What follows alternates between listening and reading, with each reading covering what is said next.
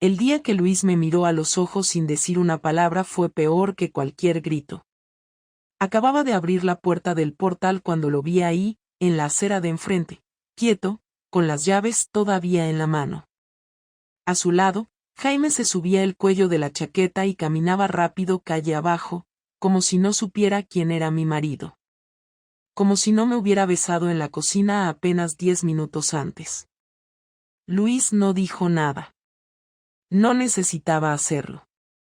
Lo había visto todo. O al menos, lo suficiente. No sé si fue el temblor de su mano o la forma en que apretó la mandíbula, pero supe que ese silencio era el principio de algo muy feo. Él no era un hombre violento, ni impulsivo. Y eso lo hacía aún peor. Porque cuando alguien como él se rompe, no lo hace con ruido. Lo hace con precisión. Jaime no tenía por qué haber salido por la puerta principal.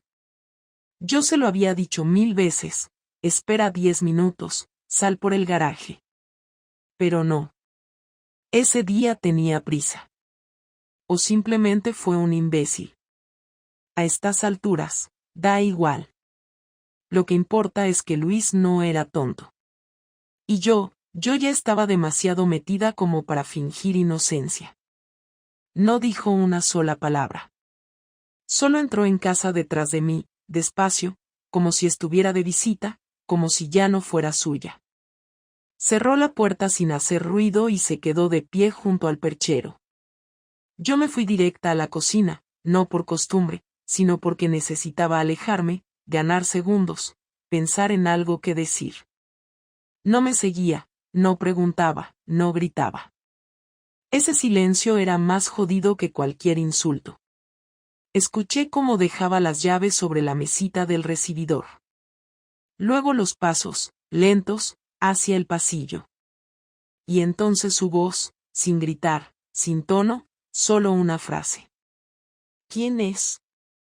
Me giré hacia él, apoyada contra la encimera, con las manos agarrando los bordes como si eso me fuera a dar algún tipo de firmeza. Su cara no tenía expresión, pero los ojos, eso era otra cosa. Tenía los párpados hinchados, como si no hubiera dormido en días, aunque yo sabía que hasta esta mañana no sospechaba nada. Hasta hoy solo estaba distante, como llevaba meses. Como estaba yo también, aunque por razones distintas. Un amigo, dije, sin pensarlo demasiado. Él asintió. Pero no porque creyera la respuesta, sino porque ya no esperaba otra cosa. Un amigo que sale de tu casa a las 3 de la tarde un martes, después de que te has duchado, maquillado y vestido como si fueras a una cita, soltó, sin subir el tono. Y que baja la escalera sin mirarme, como si supiera quién soy. No supe qué decir. Mentir no tenía sentido.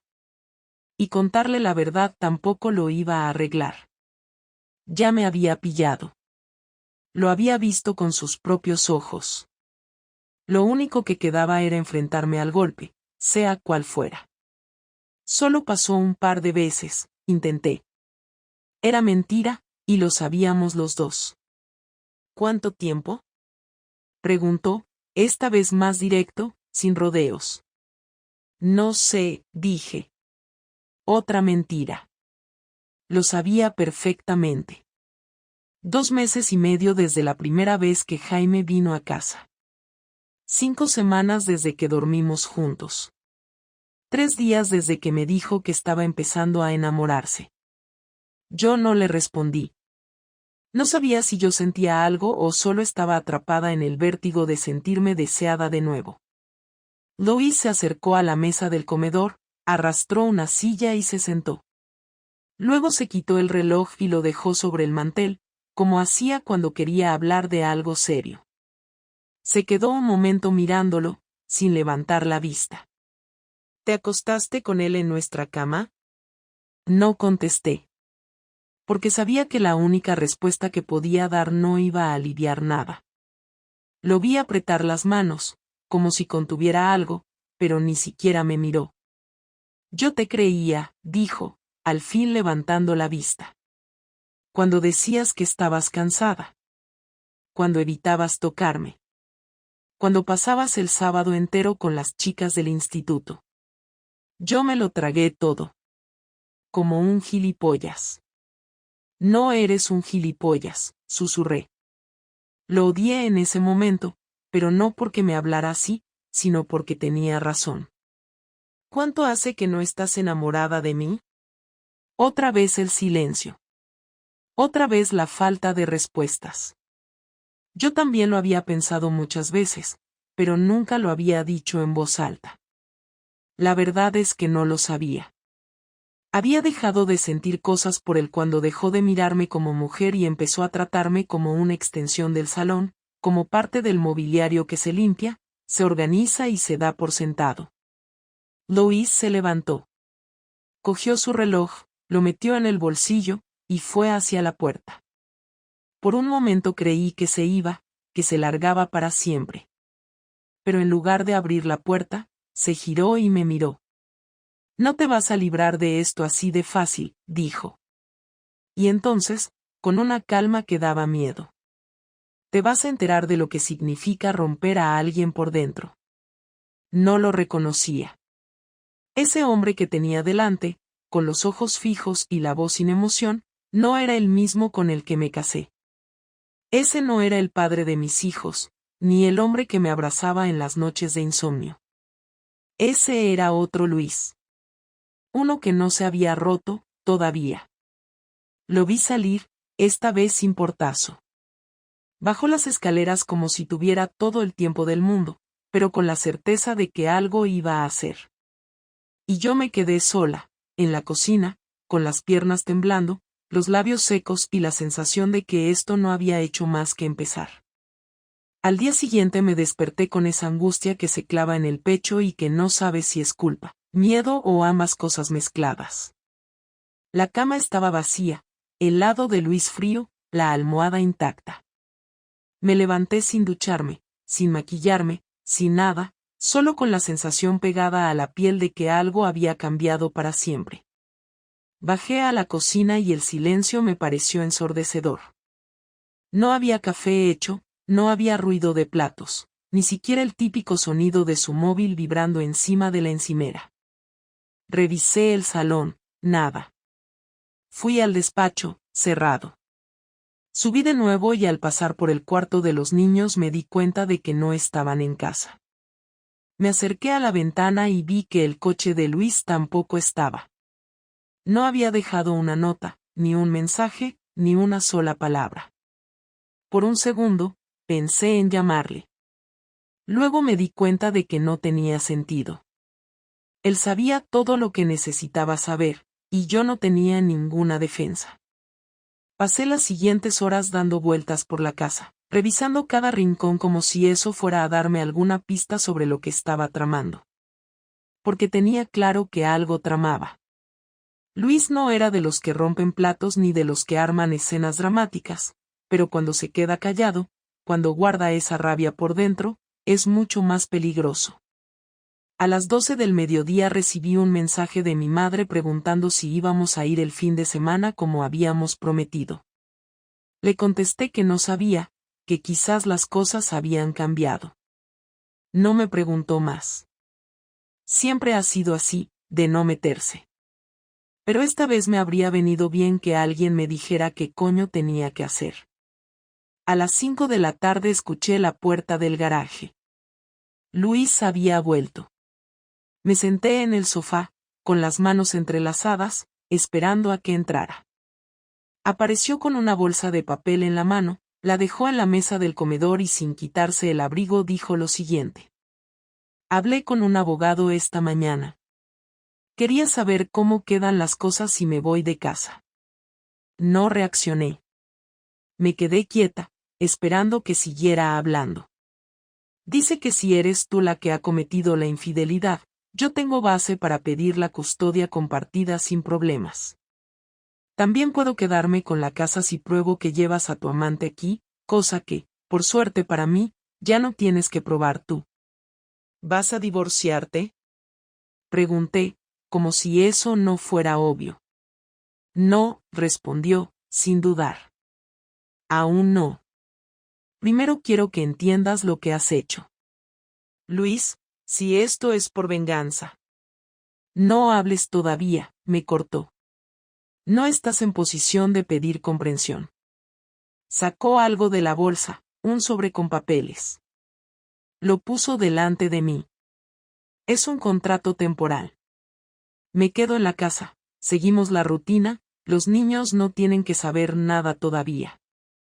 Pero cada euro que yo gaste se va a anotar, porque cuando esto llegue a juicio no pienso cargar con tus caprichos. Ya no somos pareja. No me hables como si lo fuéramos. No me toques. No finjas.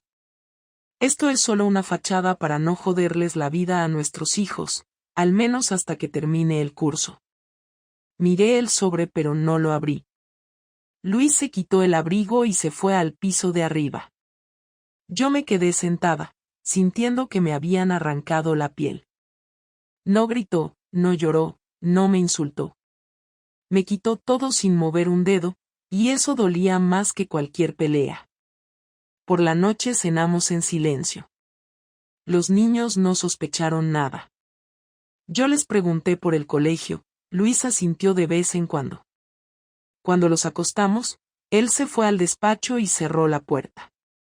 Yo me quedé en la cocina mirando el reloj, con la sensación de estar atrapada en una cárcel que yo misma construí. A las 11 fui a su despacho. Toqué la puerta. Tardó en abrir. Tenía la cara seria, pero no agresiva. Solo quiero hablar, dije. No quiero oír excusas. No son excusas, respondí. Solo necesito entender qué va a pasar. Lo que va a pasar es que voy a devolverte cada centímetro del vacío que me hiciste sentir durante estos meses. Pero no lo voy a hacer con otra mujer, ni gritándote. Voy a hacer que te sientas invisible. ¿Cómo me sentí yo? Me quedé sin palabras. Luis cerró la puerta, y no volví a verle esa noche. Me acosté sola, sabiendo que no había terminado. Había empezado algo que iba a doler mucho más que cualquier castigo físico. Y, aunque no lo admitiría en voz alta, me lo merecía. Las primeras 48 horas fueron un infierno silencioso. Luis no me miraba a los ojos, no respondía a mis intentos de conversación y evitaba estar en la misma habitación conmigo por más de 5 minutos. Me hablaba solo para lo indispensable y con el tono de quien se dirige a una vecina molesta. Ni siquiera había odio en su voz. Era algo peor. Había indiferencia, un desdén tan frío que me dejaba helada por dentro. Cada palabra que salía de su boca parecía cuidadosamente medida para que no pudiera quejarme de su actitud, pero sí para hacerme sentir fuera de lugar. Me trataba como a una inquilina no deseada, una presencia tolerada por obligación. Cuando estaba con los niños, fingía bien. Jugaba con ellos, se reía, les preguntaba por el colegio, les ayudaba con los deberes. Pero ni una sola vez me incluyó en esa rutina. Yo cocinaba la cena, él ponía la mesa sin decir nada. Yo recogía los platos, él desaparecía en cuanto los niños estaban en la cama. Su forma de castigarme era muy clara, eliminarme de su mundo sin sacarme de la casa. El sábado por la mañana me levanté y encontré el salón completamente cambiado. El sofá estaba del otro lado, la televisión montada en otra pared, el mueble de las fotos familiares había desaparecido. En su lugar, había una estantería vacía. Luis estaba en bata, tomando café en el sillón que nunca usaba, como si todo eso fuera lo más normal del mundo. Cuando le pregunté qué había hecho con las fotos, me contestó sin mirarme. Las he guardado. Ya no tiene sentido tenerlas ahí. ¿Y quién decide eso? Yo. Esta parte de la casa ahora es mía. Tú tienes la cocina y el baño de invitados. Podemos turnarnos con el comedor si quieres, pero no quiero que toques nada de lo que he reorganizado. No puedes dividir la casa así. Es de los dos. Técnicamente sí. Pero como dijiste que no tenías nada que esconder, supongo que tampoco tendrás problema en respetar ciertos límites. Volví a la cocina con la cara caliente, no de vergüenza, sino de rabia. Había algo profundamente humillante en esa estrategia suya, como si estuviera jugando una partida de ajedrez y cada movimiento fuera para recordarme que ya no tenía ningún poder. A las pocas horas, llegó un mensajero. Traía una caja con mi nombre. Dentro había copias impresas de los últimos 2 extractos de nuestra cuenta conjunta, con cada gasto marcado en rojo. También había una nota escrita a mano: a partir del día 3, todo lo que gastes deberá estar documentado y justificado. Si es para ti sola, lo pagarás tú. Esto no es negociable. Me temblaron las manos. Esa era su venganza.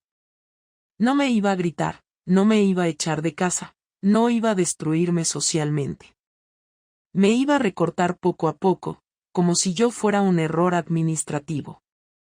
Iba a controlarlo todo, a supervisarlo todo. Y no era por dinero, era por tener la última palabra. El lunes por la mañana, cuando fui a dejar a los niños al colegio, noté que los profesores me miraban raro. Una madre incluso evitó saludarme. A las 10 recibí un mensaje de una amiga del trabajo. ¿Es verdad lo de Jaime? Se ha enterado medio claustro. Yo no había contado nada. Luis tampoco, al menos no directamente. Pero alguien había empezado a esparcir el rumor y todo apuntaba a que él lo estaba permitiendo. No necesitaba hacer una campaña de desprestigio. Solo tenía que dejar que la información fluyera, que alguien viera algo, que alguien oyera un comentario. A la hora de comer, otra amiga me llamó. No preguntó si era cierto, solo dijo: ¿cómo vas a arreglarlo con los niños? Ahí entendí lo que estaba en juego. Luis no solo me estaba castigando a mí, estaba sembrando una idea, que yo no era una madre confiable, que mis decisiones afectaban a la estabilidad familiar. Cuando él llegó esa noche, le pregunté directamente: ¿has hablado con alguien del colegio? No. ¿Por qué? Porque parece que todo el mundo sabe lo que hicimos. Eso no es problema mío. Luis, eres el único que podría haberlo dicho. Yo no dije nada. Pero si alguien me pregunta, no tengo por qué mentir. Tú mentiste bastante ya por los dos. Me dejó allí plantada, con la boca abierta. La frialdad con la que lo dijo me dolió más que cualquier palabra hiriente. No gritaba, no lloraba, no golpeaba. Pero me estaba hundiendo con una precisión quirúrgica. Y lo peor era que no tenía ninguna defensa. Sabía que, en el fondo, estaba usando la misma lógica que yo usé al meter a Jaime en nuestra cama. Yo también había pensado en lo que me convenía, también había actuado sin pensar en las consecuencias. Solo que ahora esas consecuencias tenían nombre, cara y una voz que me decía cada día, sin necesidad de palabras, que lo que yo rompí no iba a repararse nunca. Una semana después, cuando ya me había acostumbrado a ese nuevo orden donde cada conversación era un trámite y cada silencio pesaba como una amenaza, Luis decidió hablarme. Me llamó al salón después de cenar, cuando los niños estaban ya en sus habitaciones. No se sentó. Se quedó de pie, con los brazos cruzados, como si no supiera si quería que esto fuera una charla o una sentencia. Me puse de pie también, más por nerviosismo que por otra cosa. No sabía si estaba a punto de anunciar que se iba o que me echaba. He estado pensando, empezó, y creo que ya es hora de dejar de fingir que esto puede mantenerse así. Yo no dije nada. Esperaba que desarrollara esa frase, que dijera algo más que me diera una pista de hacia dónde iba todo. No quiero seguir en esta casa contigo, continuó, sin levantar la voz. No quiero compartir ni los espacios ni los días. Me resulta insoportable verte cada mañana como si no hubiera pasado nada. Entonces dilo claro, le respondí. Si quieres divorciarte, hazlo. Yo no voy a poner obstáculos. No es tan fácil, dijo, y ahora sí pareció molesto. ¿Sabes lo que pasa si ahora me voy y te dejo a ti con los niños? Que todo el mundo pensará que soy el cabrón que abandonó a su familia. Porque tú, a pesar de lo que hiciste, sigues siendo la madre perfecta delante de ellos, y yo sigo siendo el tipo que se encierra en su despacho y que ya no sonríe. Así que no, no es tan fácil. ¿Qué quieres, entonces? ¿Que me vaya yo? Quiero que reconozcas lo que has hecho. No con palabras, porque esas ya no valen nada. Quiero que veas lo que provocaste y lo asumas. Y luego, si te queda algo de decencia, tomes una decisión. Yo ya lo he asumido, Luis. Cada día. Cada maldito día en esta casa. No, no lo has hecho, replicó. Te has adaptado. Has aprendido a moverte sin molestarme, a fingir que esto es pasajero, que si pasa el tiempo, se calmará. Pero no se va a calmar. Yo no voy a olvidarlo. Y tú tampoco deberías hacerlo. Entonces, ¿qué esperas? ¿Una escena?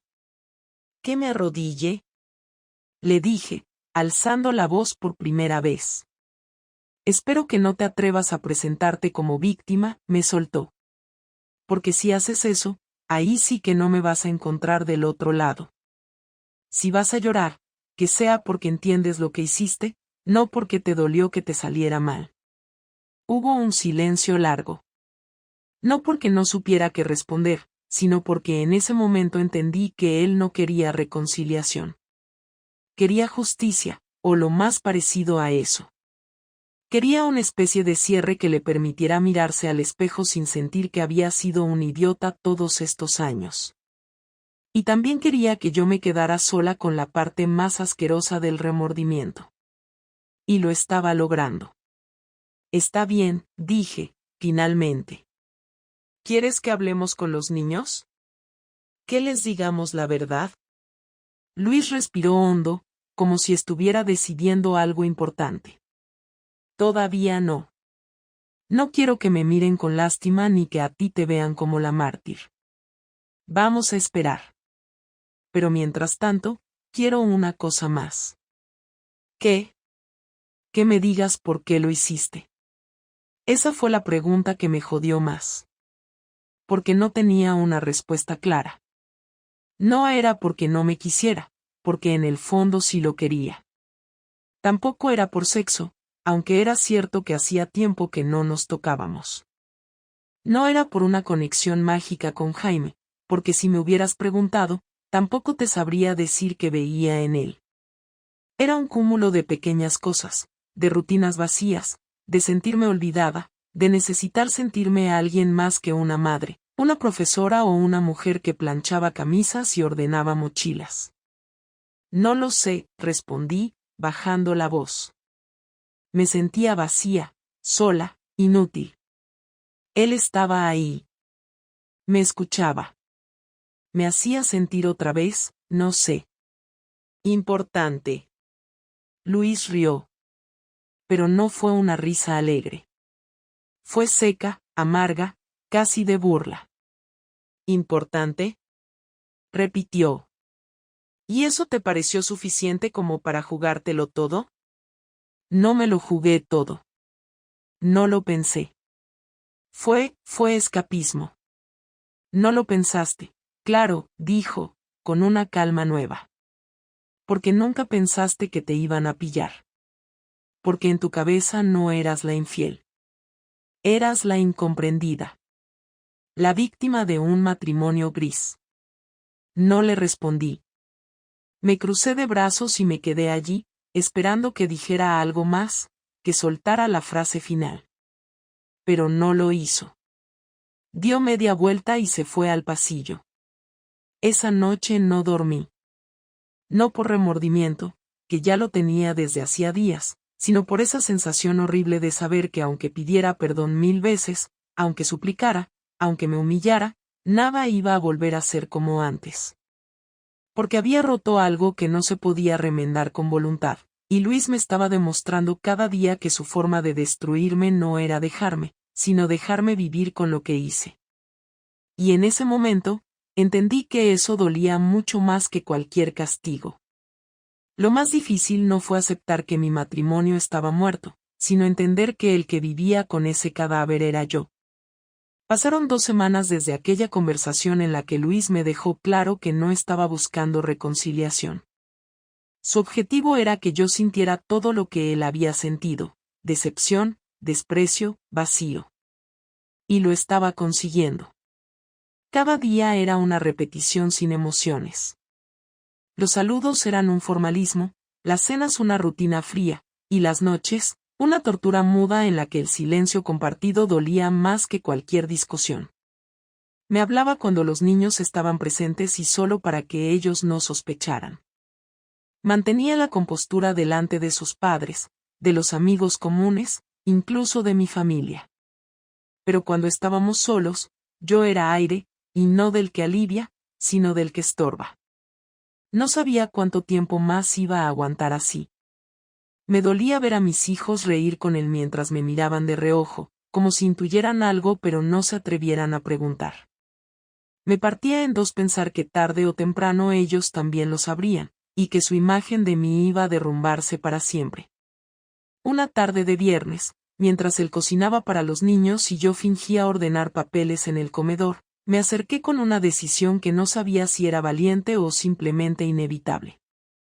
Me apoyé en la encimera, frente a él, y esperé a que levantara la vista. No lo hizo. Se limitó a remover la sartén sin interés, como si yo no estuviera ahí. Tenemos que hablar, dije con un tono que intentaba sonar sereno. Habla tú, contestó sin girarse. Quiero saber qué hacemos con esto. No podemos seguir viviendo así. Los niños lo notan, lo van a notar más si seguimos fingiendo. Y yo no puedo seguir durmiendo en esta casa como si fuera una extraña. Luis dejó la espátula sobre la encimera, se limpió las manos en un trapo y finalmente me miró. No parecía cansado ni triste. Solo distante. ¿Ahora te incomoda?, preguntó. ¿Ahora te resulta duro fingir? Bienvenida. No estoy buscando que me perdones, respondí, tratando de mantener la calma. Solo quiero que pongamos un final claro a esto. Dime si quieres que me vaya, si quieres que empecemos el proceso, si prefieres que sea yo la que se lo diga a los niños. Solo dime qué prefieres. Luis no respondió de inmediato. Me sostuvo la mirada durante un rato y luego señaló con la cabeza hacia la mesa. Siéntate. Me senté. Él también. Se quedó unos segundos en silencio antes de hablar. No quiero reconciliación. No quiero venganza. Pero tampoco quiero vivir así. Así que sí, quiero divorciarme. No ahora mismo, no sin preparar todo bien, no con los niños aún en clase. Pero en cuanto acabe el curso, vamos a hacer oficial lo que ya es evidente. Asentí. No me sorprendía. Solo me dolía escucharlo dicho con tanta claridad. Él continuó. Tú decides si quieres quedarte con la casa o no. Yo puedo irme, pero si me voy, los niños se quedan conmigo al menos la mitad del tiempo. No pienso desaparecer. No pienso convertirme en un padre de fines de semana. Y no voy a permitir que tus errores definan lo que ellos piensan de mí. No lo haré, respondí. Nunca he intentado que piensen mal de ti. Pero tampoco hiciste mucho por protegerlos de lo que esto significa, dijo. Ellos notan que algo va mal. Y cuando se enteren, porque se van a enterar, van a hacer preguntas. Y quiero que cuando eso pase, estés preparada para decirles la verdad. ¿Quieres que les diga que los traicioné? Quiero que no mientas. Que no repitas el mismo patrón. Que no hagas lo que hiciste conmigo, negar lo evidente, minimizarlo, poner excusas. No tengo excusas, admití. Y tampoco quiero fingir que esto tiene arreglo. Pero me gustaría al menos salir de esto sin destruirnos. Eso lo veremos, dijo, levantándose. De momento, vamos a terminar esta etapa con la dignidad que nos quede. Por los niños. Por nosotros, aunque sea solo por lo que fuimos. Luis volvió a la cocina sin mirar atrás. Yo me quedé sentada, sintiendo una mezcla rara de alivio y tristeza. Era el principio del final, pero también el final de una tensión insoportable. Ahora sabía qué iba a pasar. Ya no había dudas, no había insinuaciones ni amenazas. Íbamos a separarnos. Íbamos a explicárselo a los niños. Íbamos a rehacer nuestras vidas por separado. Y yo iba a cargar con esta historia el resto de mi vida. No sabía si en unos años me arrepentiría más de haberlo hecho o de haber esperado tanto en enfrentar las consecuencias. Lo único que tenía claro era que esa casa, esos pasillos, esa mesa, ya no me pertenecían. Y que la versión de mí misma que los habitaba tampoco. La mujer que buscó afuera lo que no supo pedir dentro se había quedado sin defensa, sin argumento, sin hogar. Ahora solo quedaba caminar con la culpa a cuestas, asumir lo que hice, y tratar de ser algo mejor para los que aún me quedaban. Aunque para Luis, ya fuera demasiado tarde.